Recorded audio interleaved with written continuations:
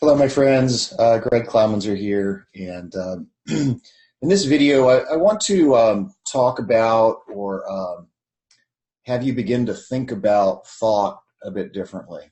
Okay, so thought is again one of the most overlooked aspects, I think, of the human experience. Why is that? Because thought's invisible, and because it's invisible, most people are like fish swimming in water, not recognizing the fact that they're living in a world of thought, and that thought actually has implications.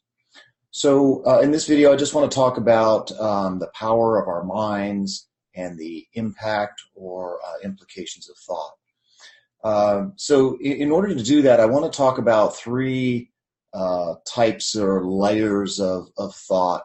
And the first I would liken to what I call conceptual thought. So it's a conceptual is the fact that I've taken on some sort of information, typically outside of myself, often through my upbringing, mother, father, church, state, Fortune 500, Cosmopolitan magazine, whatever the case may be.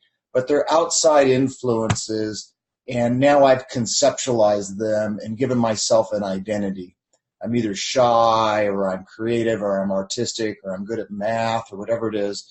So these outside influences I've now embodied and I've conceptualized, and it's created an identity or a persona, often called our egos, if you will. And then the second layer of thought is how to keep that act going, so to speak. So the next layer, or what I call type of thought, would be the filter of intellectualizing. So that the conceptual self has now come into form, and many people now believing that's who they are. And it's those thought clusters or belief systems that are now filtering life, and we're intellectualizing life, and we're looking at what is going on within me and the world around me, and that would either preserve my conceptual self or to threaten my conceptual self.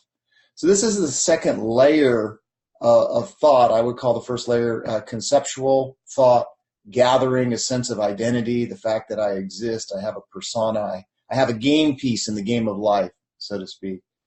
And then the second is intellectualizing or strategizing. How do I keep this act going? How do I keep my role going? How do I strengthen this persona, if you will, or make sure that it's not threatened in any way? And then the third layer of thought is this conceptual persona or ego is actually asking the ego or the conceptual self, well, what do you want? What are your desires? What can I do to what are your preferences? And so this third layer is what I call the thoughts of desire. Okay, but they're filtered through the the intellect and the conceptual realm to feed the persona. So these desires are the desires that would be the desires of the conceptual self. They would be the desires that have been filtered through, is this going to strengthen me? Is this going to build up my ego in some ways? So those are the three layers of thought that are, for the most part, invisible to people, and yet they're responding and acting and living out their conceptual identity of themselves. They're looking at everything in their world is being filtered through the limitations of what they see as a possibility or the impact that has on the conceptual self.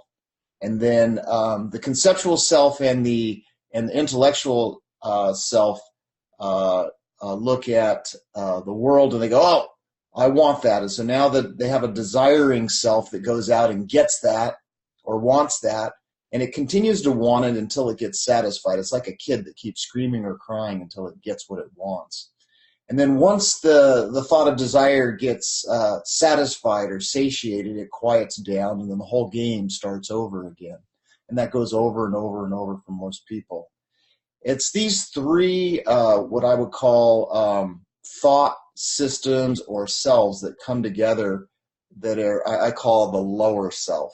Okay, so most of us are being driven or run by a lower self. Okay, and it never occurs to people that there's another operating system. There's a higher self there, often known as the true self or our true nature, or there's many different names for it.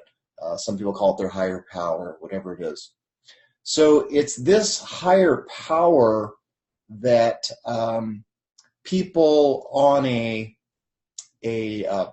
path of psychological well-being and spiritual fulfillment are often seeking, because they realize that there can never be fulfillment to the conceptual, the intellectual, or the desiring self, the lower self. It can never be satisfied. It can be satiated from time to time, but it can never be fulfilled.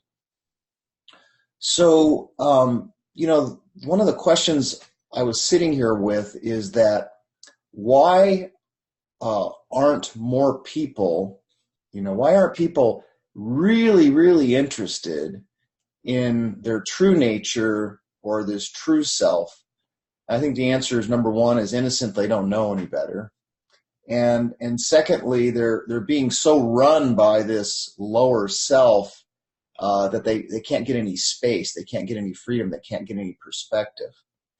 So one of the things I do is I help people over a course of 3 days get some space and some distance from what I call this lower self, and give them an opportunity to turn into their innate well-being, this true self, and to start to cultivate a relationship with their deeper truth, their true nature, that type of thing.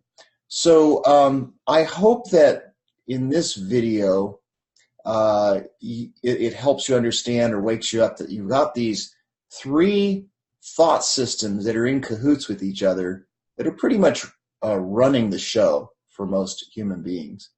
And it's often not a pretty picture, and people feel trapped. They feel kind of like they gotta keep the show going, keep the act going. And I'm going to suggest you do not have to do that at all.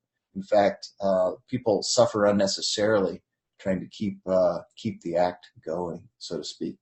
So, anyways, morning thoughts here with you, and the goal in life, in my mind, is being able to number one, discern what I call the false self for the true self, or our egoic nature versus our true nature. That's one of the primary goals in life, in terms of mastering life, is to distinguish the false self from the true self. All right, thanks for watching. Have a great day.